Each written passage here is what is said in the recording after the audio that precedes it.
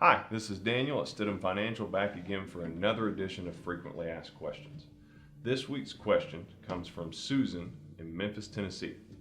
Susan says that she is about to inherit a large sum of money from her father who has a terminal illness. And her question is there anything that I need to do to protect myself and my inheritance before I get it? That is a fantastic question, and unfortunately one that we don't get asked often enough. But I understand why. When you have a parent that's in ill health, the last thing that you're thinking about a lot of the times is what I'm going to do with the inheritance that I get. And quite frankly, the reason Susan asked was at her father's request. So good for him. Still looking out for his daughter even at this point. The quick answer to that question is yes, there absolutely is.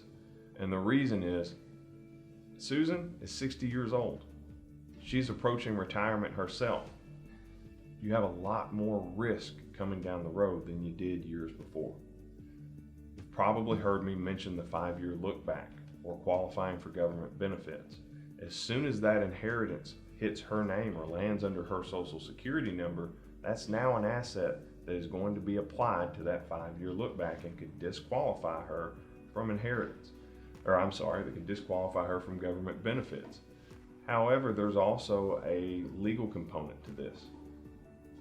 Having that much in assets in your name, God forbid you get in a car accident and get sued, you could quickly lose your inheritance, if not to the result of a lawsuit, to the attorneys that you have to hire to fight it. So typically what we do when we have a client that we know is going to inherit a large sum of money or even property is we set up a trust, sometimes even a corporation, and we make sure that the inheritance goes straight there so that we never have the land or the money, much less a business, for example, go directly to our client. It never hits their name, it never hits their Social Security number, there is no 5-year look back to ever be triggered, but yet they completely control the entity that we created to house the funds, the land, the inheritance. Submit your questions to info@stidhamfinancial.com.